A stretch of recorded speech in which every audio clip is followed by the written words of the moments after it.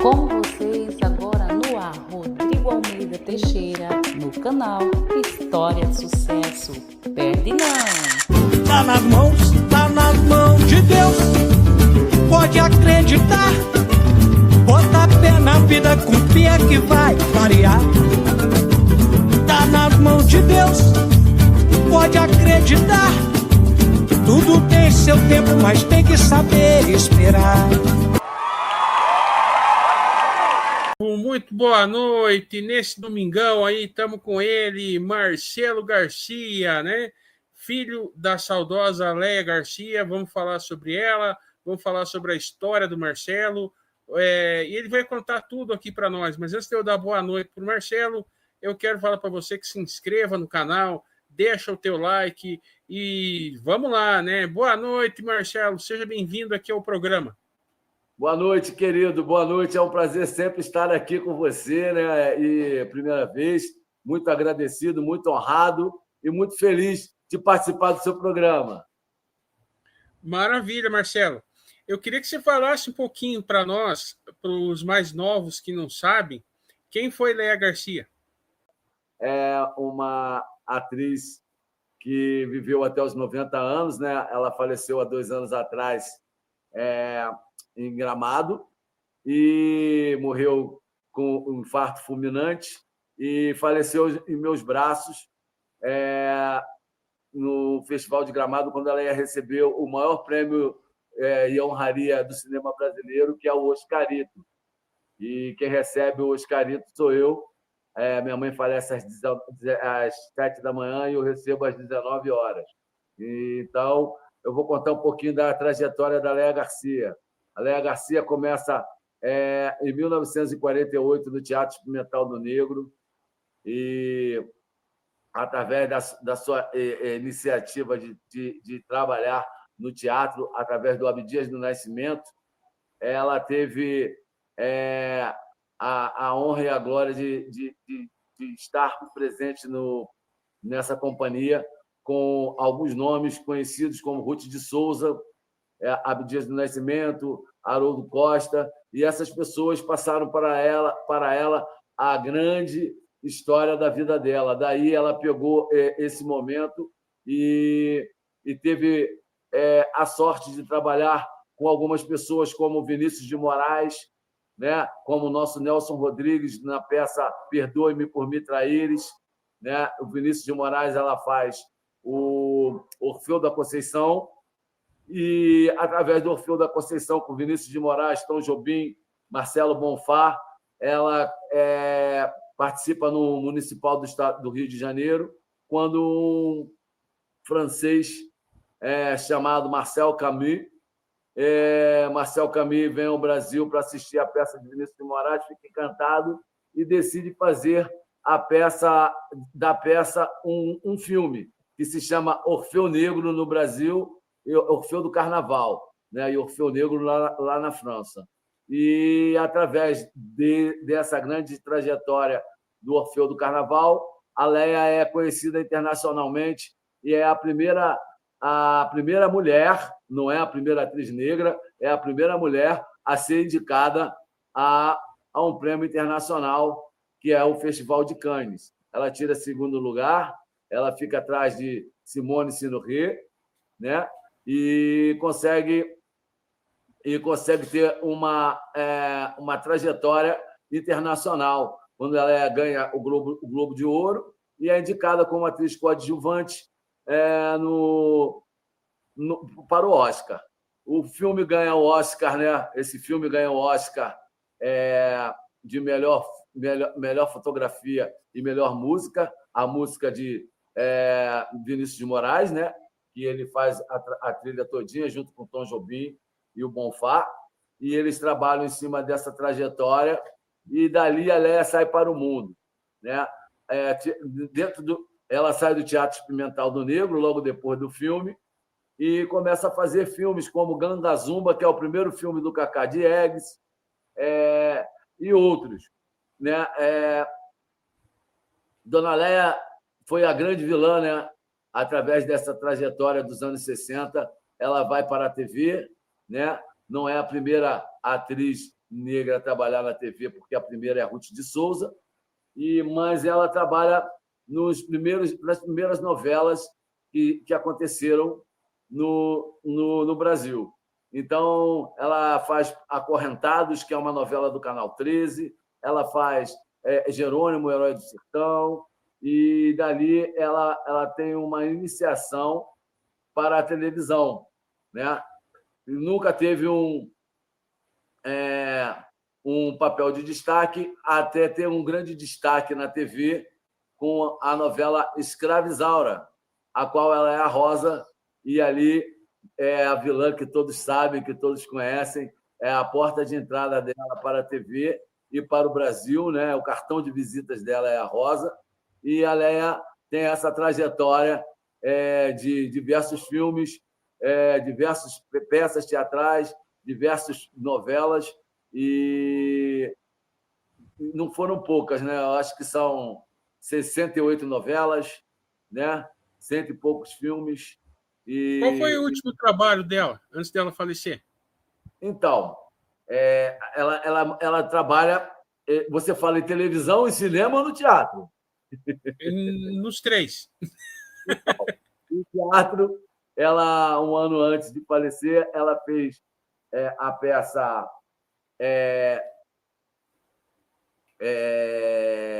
A Vida Não é Justa, com o falecido também Emiliano Queiroz, né?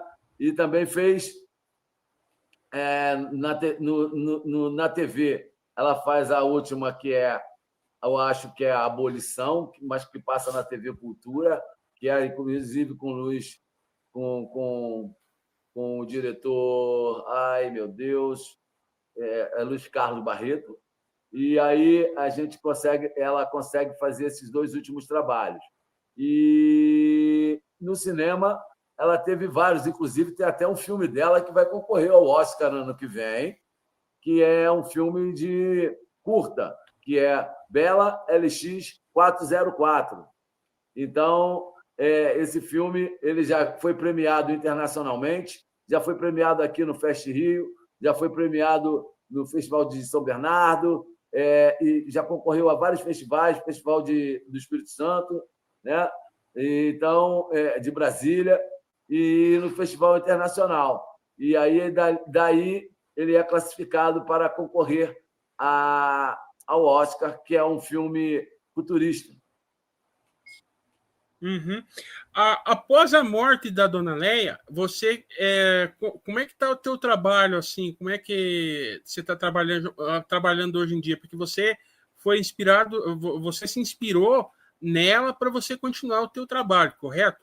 Eu queria saber como é que está o teu trabalho, o que você tem feito.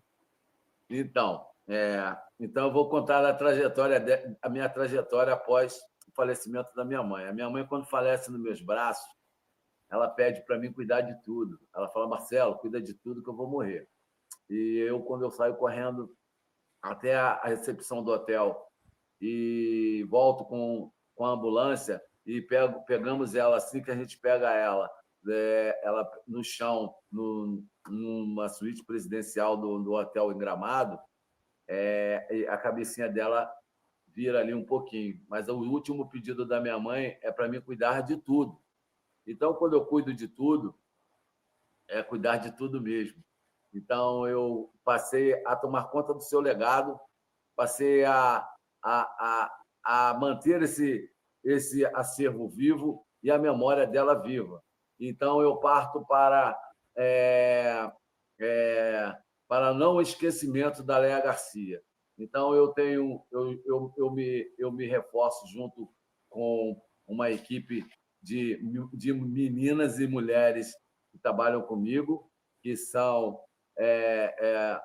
super trabalhadoras, né? A Renata Maria, que trabalha comigo, ela no dia 11 de setembro, um mês depois que a minha mãe falece, a gente tem um encontro e uma reunião, e dali a gente passa a tocar a memória da Léia, a Léia Garcia em Memória.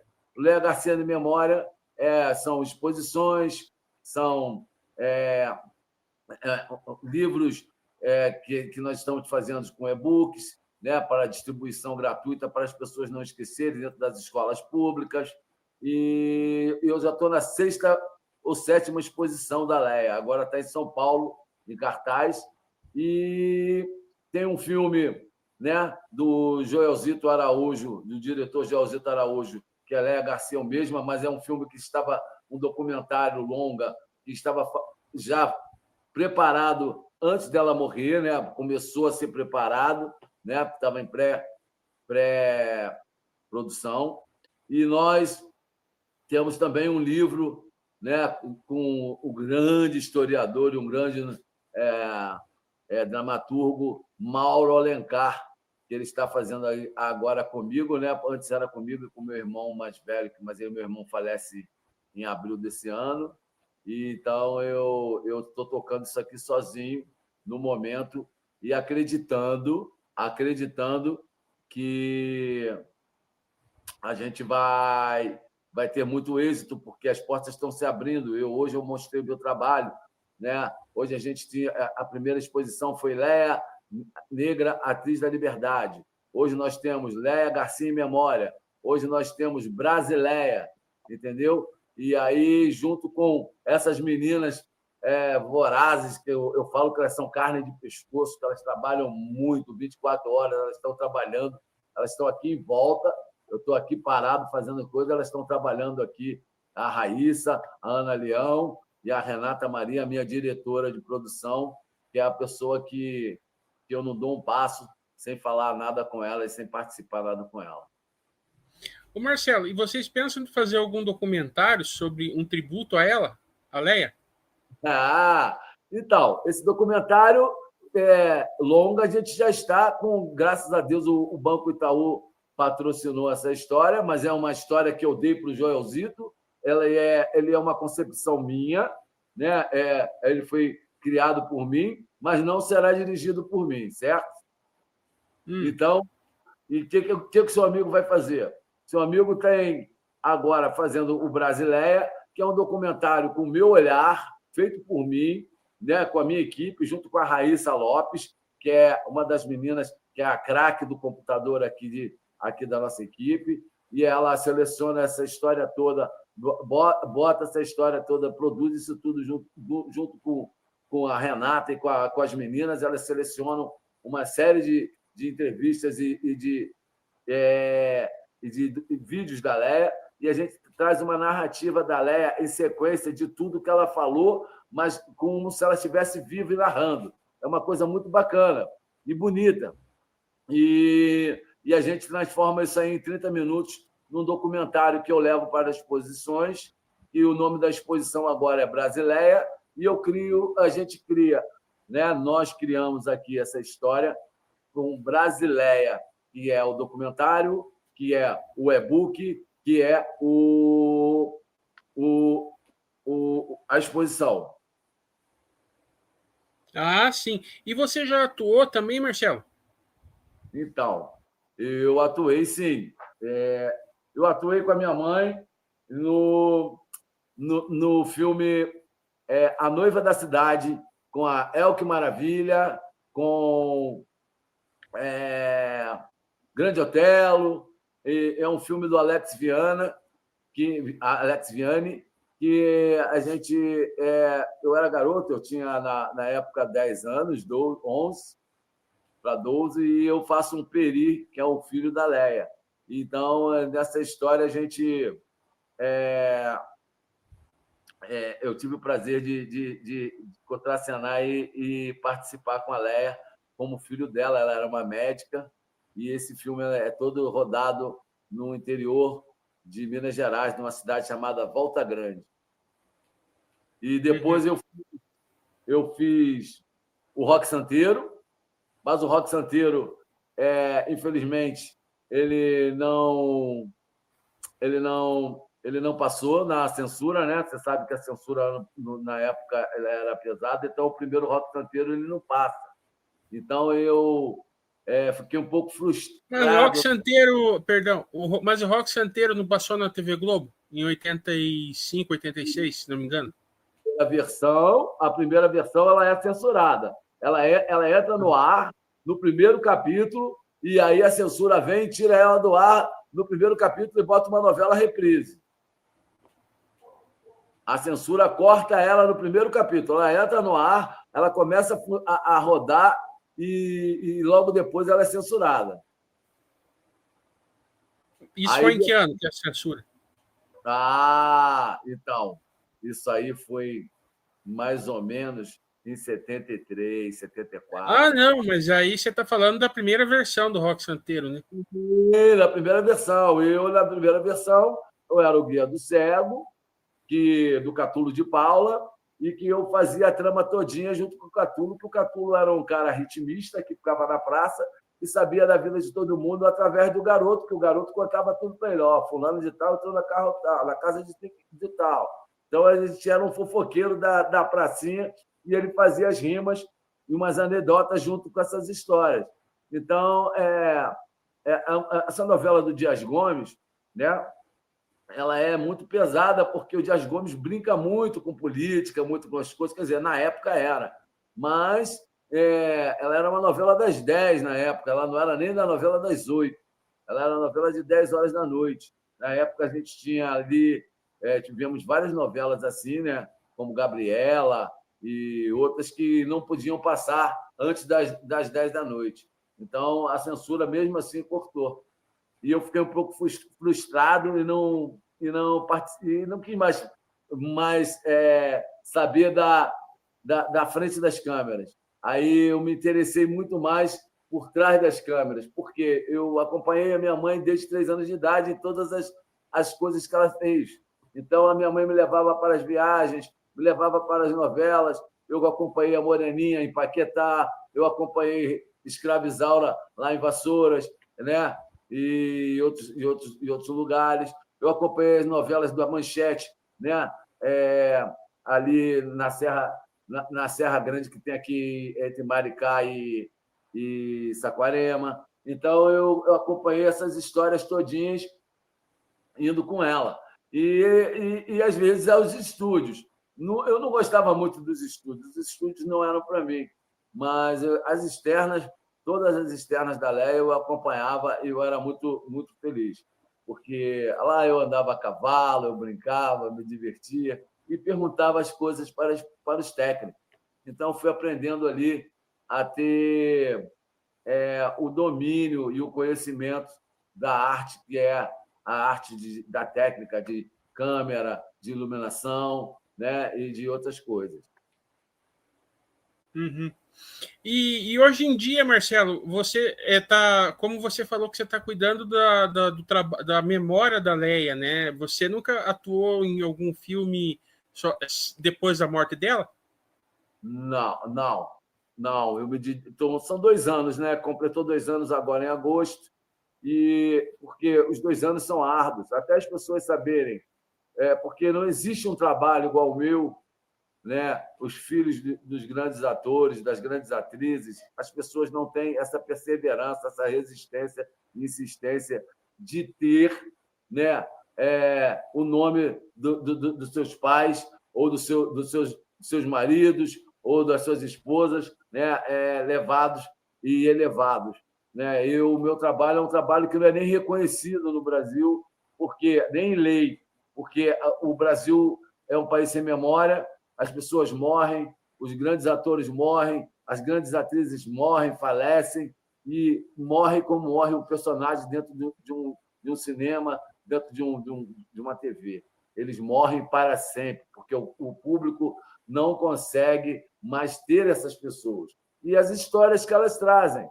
Por exemplo, a descoberta da minha mãe. Né? A minha mãe não é dita pela Globo como uma pessoa que quebrou paradigmas, né? Ela é a primeira negra a se apresentar no Municipal do Rio de Janeiro, né? O Municipal do Rio de Janeiro só existia ele como grande teatro, né? Isso eu estou falando em 1952, entendeu? Então, aí ela é a primeira negra. Ela é a primeira negra a contracenar como mulher e numa cena romântica com Tarcísio Meira, um grande galã televisivo, que é um caso especial. Ela é a primeira mulher negra a fazer um caso especial quando a televisão... Ele começa com preto e branco, e quando entra a imagem, ele entra colorido. É o primeiro caso especial colorido do Brasil, antes das novelas. Quer dizer, a primeira novela também ela faz colorida. Então, e são paradigmas que não são contados, e são histórias que eu tenho que contar para as pessoas saberem, porque Claro, isso aí, com certeza. entendeu? Isso aí é apagado pela própria memória e as nossas tradições, porque, digamos, hoje a Globo faz ali na Globoplay um tributo, mas o tributo não conta a história real da pessoa. Essa história só é contada se você, através de pessoas que têm esse conhecimento. Então, essas pessoas não têm a preocupação de contarem isso para as outras. E a minha preocupação, e de toda a equipe que eu tenho aqui, é o quê? É levar as histórias da memória, não como de outros atores, para as pessoas que não têm esse meio, esse link de entender. São pessoas que não são visibilizadas, né? Eu tenho que dar visibilidade a essas pessoas, elas são invisíveis. Então, eu preciso levar para as próximas gerações, que é muito do TikTok, que é muito da internet, então eu tento contar isso através da internet, não no TikTok, mas no Instagram, no Facebook, né? E no próprio YouTube, aí agora com você, eu tento contar essa história e que as pessoas saibam um pouquinho. Por que você não disponibiliza o material dela no YouTube? Para o pessoal conhecer, navegar num canal em memória dela, assim, não era uma boa? Então, esse canal está sendo produzido e já vai ser aberto. O que acontece? Nós já temos o site, nós já temos a página dela, mas a gente estava muito... Como a minha equipe é muito limitada, né? Mas nós precisamos o quê? Criar conteúdos para poder fazer com que essa história funcione. Então, quando eu crio conteúdo, eu estou criando o quê? Uma coisa porque eu não posso estar preso a um programa toda semana, semanal, e contar essa história. Vai ter uma hora que eu não vou contar mais. Então, o que nós vamos fazer? Nós vamos pegar pessoas, as pessoas vão dar depoimentos, vão contar histórias, e a gente vai mostrar um pouquinho da Leia, um pouquinho em cada parte. Eu tenho um programa de rádio também chamado Vozes da Memória, em que eu chamo algumas pessoas, e essas pessoas contam as suas histórias, e contam algumas histórias que também estão Leia Garcia. E esse canal de YouTube, como o seu, eu acho muito interessante e muito viável, né? Muito bacana. Mas eu tenho o quê? Se eu contar tudo agora, as pessoas não vão ver meu filme. Ah, entendi. As pessoas não vão ver o documentário do Joelzito. E eu preciso vender isso, porque eu preciso me monetizar para poder manter esse legado. Você está entendendo? Então, eu estou dando alguns traços, algumas historinhas, né, em entrevistas como a sua, e até no Instagram e no Face, a gente conta um pouquinho das histórias. Mas a gente não pode largar tudo de uma vez, né? Porque senão as pessoas não assistem, porque elas já vão estar tudo no YouTube, e aí eu não vendo, eu não boto bilheteria, eu não consigo cinema, eu não consigo fazer essa distribuição. E o Brasil, a gente sabe que é tudo muito difícil, né, quando se relaciona assim. O Marcelo, eu quero te dar meus parabéns, meus sinceros parabéns pelo bonito trabalho que você faz, viu? Em memória da tua mãe. E eu espero que você tenha muito êxito, eu espero que vocês propaguem mesmo. Tem que ser lembrado, tem que ser propagado. E o meu programa está aberto aqui quando você quiser voltar aqui e contar mais histórias dela, tá? Seja bem-vindo. Poxa, eu fico muito agradecido.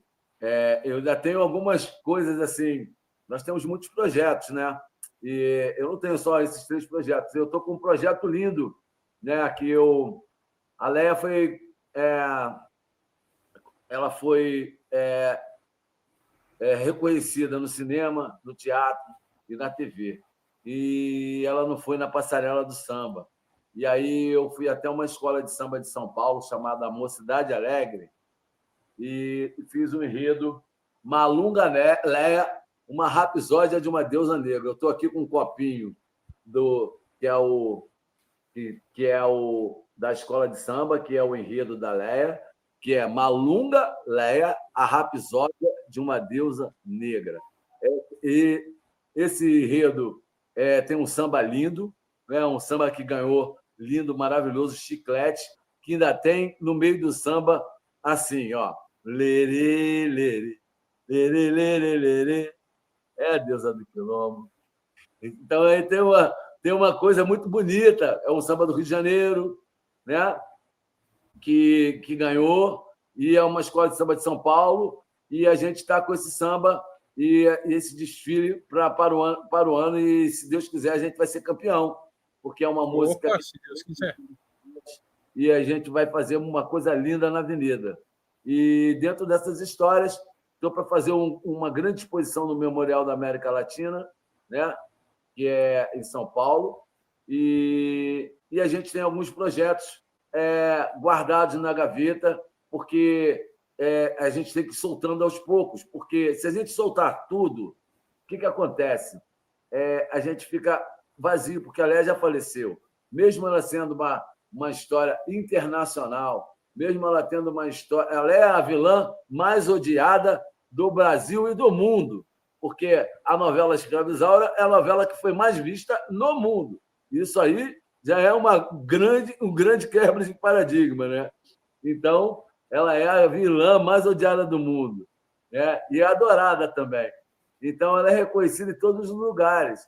Então, mesmo ela sendo internacional, ela tendo essa grande história, né, da vida dela e a trajetória dela artística, a gente tenta...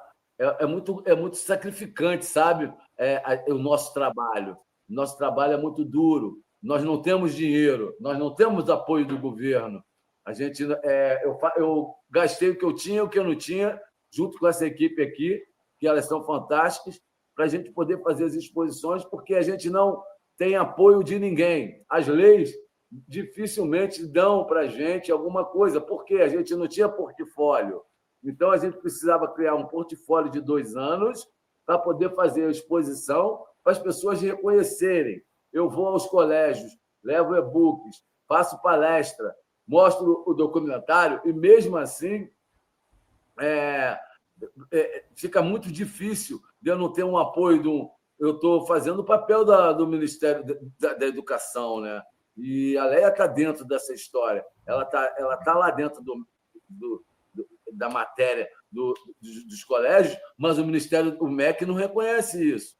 Então, é muito difícil você chegar ali. Se eu tivesse mais apoio, tivesse mais, como se diz, as leis fossem mais apropriadas para essas pessoas, que são muitos, né? Hoje em dia, você já não escuta mais falar de alguns atores que faleceram ano passado, né? Aracy Balabanian,